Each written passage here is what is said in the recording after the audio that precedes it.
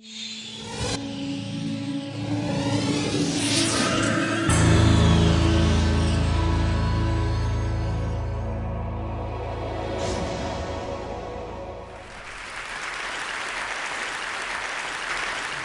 going to talk to you about optimism, or more precisely, the optimism bias.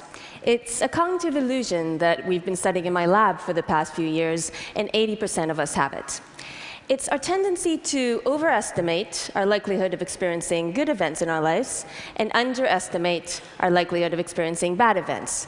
So we underestimate our likelihood of suffering from cancer, being in a car accident. We overestimate our longevity, our career prospects. In short, we're more optimistic than realistic, but we are oblivious to the fact. Take marriage, for example. In the Western world, divorce rates are about 40%. That means that out of 5 married couples, 2 will end up splitting their assets. But when you ask newlyweds about their own likelihood of divorce, they estimate it at 0%. And even divorce lawyers, who should really know better, hugely underestimate their own likelihood of divorce. So it turns out that optimists are not less likely to divorce, but they are more likely to remarry. In the words of Samuel Johnson, remarriage is a triumph of hope over experience. So if we're married, we're more likely to have kids, and we all think our kids will be especially talented. This, by the way, is my 2-year-old nephew, Guy, and I just want to make it absolutely clear that he's a really bad example of the optimism bias, because he is, in fact, uniquely talented. And I'm not alone. Out of 4 British people, 3 said that they were optimistic about the future of their own families. That's 75%. But only 30% said that they thought families in general are doing better than a few generations ago. And this is a really important point, because we're optimistic about ourselves, we're optimistic about our kids, we're optimistic about our families, but we're not so optimistic about the guy sitting next to us. And we're somewhat pessimistic about the fate of our fellow citizens and the fate of our country. But private optimism about our own personal future remains persistent. And it doesn't mean that we think things will just magically turn out okay, but rather that we have the unique ability to make it so. Now, I'm a scientist, I do experiments. So to show you what I mean, I'm going to do an experiment here with you, okay? So I'm going to give you a list of abilities and characteristics, and I want you to think, for each of these abilities, where you stand relative to the rest of the population. The first one is getting along well with others. Who here believes they're at the bottom 25%? Okay, that's about 10 people out of 1,500, I think. Who believes they're at the top 25%? That's most of us here. Okay, now do the same for your driving ability. How interesting are you? How attractive are you? How honest are you? And finally, how modest are you? So most of us put ourselves above average on most of these abilities. Now, this is statistically impossible. We can't all be better than everyone else. But if we believe we're better than the other guy, well, that means that we're more likely to get that promotion, to remain married, because we're more social, more interesting. And it's a global phenomenon. The optimism bias has been observed in many different countries, in Western cultures, in non-Western cultures, in females and males, in kids, in the elderly. It's quite widespread. But the question is it good for us? So some people say no. Some people say the secret to happiness is low expectations. I think the logic goes something like this. If we don't expect greatness, if we don't expect to find love and be healthy and successful, well, we're not going to be disappointed when these things don't happen. And if we're not disappointed when good things don't happen, and we're pleasantly surprised when they do, we will be happy. So it's a very good theory, but it turns out to be wrong for 3 reasons. Number 1, whatever happens, whether you succeed or you fail, people with high expectations always feel better. Because how we feel when we get dumped or win Employee of the Month depends on how we interpret that event. The psychologists Margaret Marshall and John Brown studied students with high and low expectations. And they found that when people with high expectations succeed, they attribute that success to their own traits. I'm a genius, therefore I got an A, therefore I'll get an A again and again in the future. When they failed, it wasn't because they were dumb, but because the exam just happened to be unfair. Next time they will do better. People with low expectations did the opposite. So when they failed, it was because they were dumb, and when they succeeded, it was because the exam just happened to be really easy. Next time, reality would catch up with them. So they felt worse. Number 2, regardless of the outcome, the pure act of anticipation makes us happy. The behavioral economist George Lowenstein asked students in his university to imagine getting a passionate kiss from a celebrity. Any celebrity. Then he said, how much are you willing to pay to get a kiss from a celebrity if the kiss was delivered immediately, in 3 hours, in 24 hours, in 3 days, in 1 year, in 10 years? He found that the students were willing to pay the most, not to get a kiss immediately, but to get a kiss in 3 days. They were willing to pay extra in order to wait. Now, they weren't willing to wait a year or 10 years. I mean, no one wants an aging celebrity, but 3 days seemed to be the optimum amount. So why is that? Well, if you get the kiss now, it's over and done with. But if you get the kiss in 3 days, well, that's 3 days of jittery anticipation, the thrill of the wait. The students wanted that time to imagine, where is it going to happen? How is it going to happen? Anticipation made them happy. This is, by the way, why people prefer Friday to Sunday. It's a really curious fact, because Friday is a day of work and Sunday is a day of pleasure, so you would assume that people will prefer Sunday, but they don't. It's not because they really, really like being in the office and they can't stand strolling in the park or having a lazy brunch. We know that because when you ask people about their ultimate favorite day of the week, surprise, surprise, Saturday comes in at first, then Friday, then Sunday.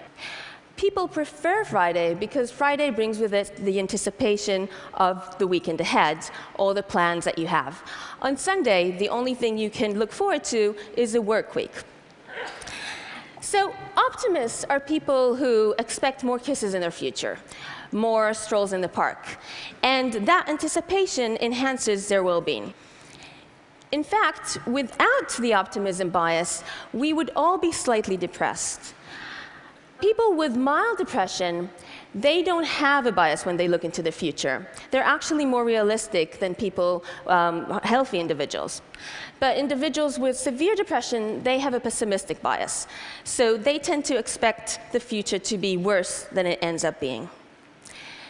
So optimism changes subjective reality. The way we expect the world to be changes the way we see it. But it also changes objective reality. It acts as a self-fulfilling prophecy. And that is the third reason why lowering your expectations will not make you happy. Controlled experiments have shown that optimism is not only related to success, it leads to success. Optimism leads to success in academia, in sports, and politics. And maybe the most surprising benefit of optimism is health. If we expect the future to be bright, stress and anxiety are reduced. So, all in all, optimism has lots of benefits. But the question that was really confusing to me was, how do we maintain optimism in the face of reality? As a neuroscientist, this was especially confusing because, according to all the theories out there, when your expectations are not met, you should alter them. But this is not what we find. We asked people to come into our lab in order to try and figure out what was going on. We asked them to estimate their likelihood of experiencing different terrible events in their lives. So, for example, what is your likelihood of suffering from cancer? And then we told them the average likelihood of someone like them to suffer these misfortunes. So cancer, for example, is about 30%. And then we asked them again, how likely are you to suffer from cancer? What we wanted to know was whether people will take the information that we gave them to change their beliefs. And indeed, they did. But mostly when the information we gave them was better than what they expected. So for example, if someone said, my likelihood of suffering from cancer is about 50%, and we said, hey, good news, the average likelihood is only 30%, the next time around they would say, well, maybe my likelihood is about 35%. So they learned quickly and efficiently. But if someone started off saying, my average likelihood of suffering from cancer is about 10%, and we said, hey, bad news, the average likelihood is about 30%, the next time around they would say, yep, still think it's about 11%. So it's not that they didn't learn at all, they did, but much, much less than when we gave them positive information about the future. And it's not that they didn't remember the numbers that we gave them. Everyone remembered that the average likelihood of cancer is about 30%, and the average likelihood of divorce is about 40%, but they didn't think that those numbers were related to them. What this means is that warning signs, such as these, may only have limited impact. Yes, smoking kills, but mostly it kills the other guy. What I wanted to know was, what was going on inside the human brain that prevented us from taking these warning signs personally?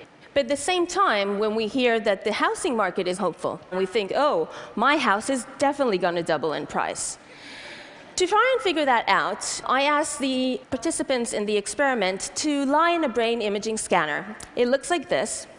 And using a method called functional MRI, we were able to identify regions in the brain that were responding to positive information.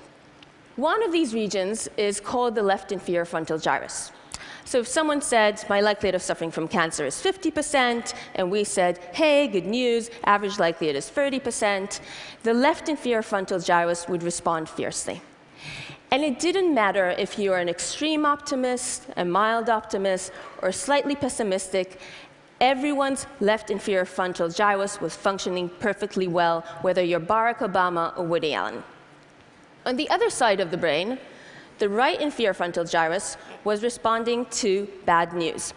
And here's the thing, it wasn't doing a very good job.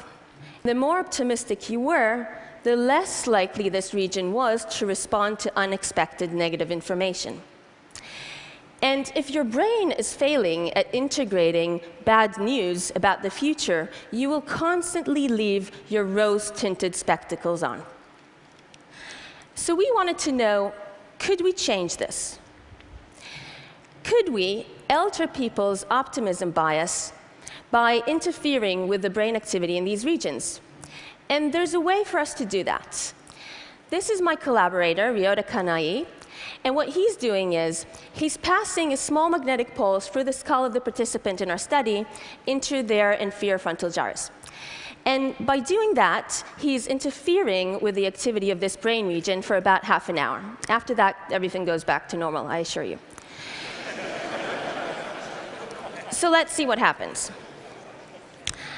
First of all, I'm going to show you the average amount of bias that we see. So if I was to test all of you now, this is the amount that you would learn more from good news relative to bad news. Now we interfere with the region that we found to integrate negative information in this task, and the optimism bias grew even larger. We made people more biased in the way that they process information. Then we interfered with the brain region that we found to integrate good news in this task, and the optimism bias disappeared. We were quite amazed by these results because we were able to eliminate a deep-rooted bias in humans.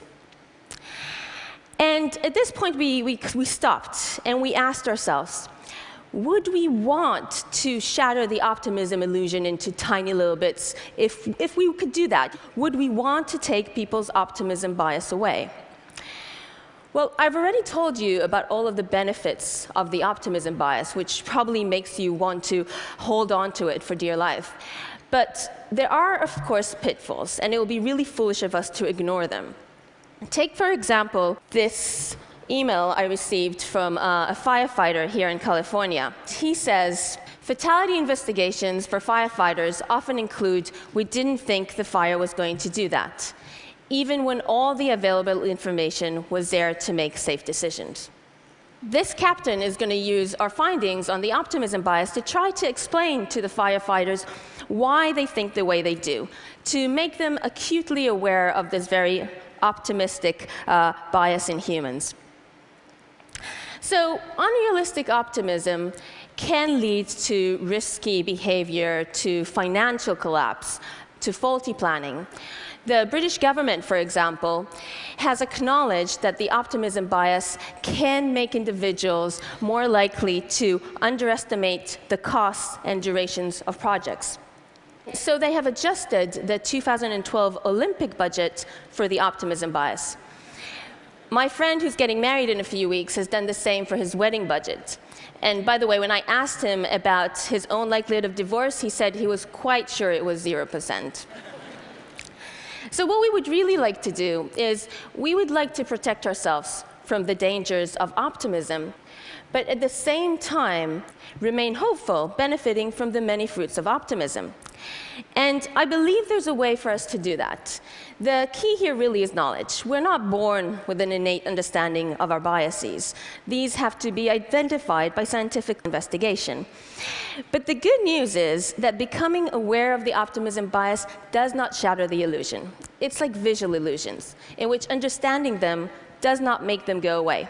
And this is good because it means we should be able to strike a balance, to come up with plans and rules to protect ourselves from unrealistic optimism, but at the same time remain hopeful. I think this cartoon portrays it nicely, because if you're one of these pessimistic penguins up there who just does not believe they can fly, you will certainly never will. Because to make any kind of progress, we need to be able to imagine a different reality, and then we need to believe that that reality is possible. But if you are an extreme optimistic penguin who just jumps down blindly and hoping for the best, you might find yourself in a bit of a mess when you hit the ground. But if you're an optimistic penguin who believes they can fly, but then adjusts a parachute to your back, just in case things don't work out exactly as you planned, you will soar like an eagle, even if you're just a penguin. Thank you.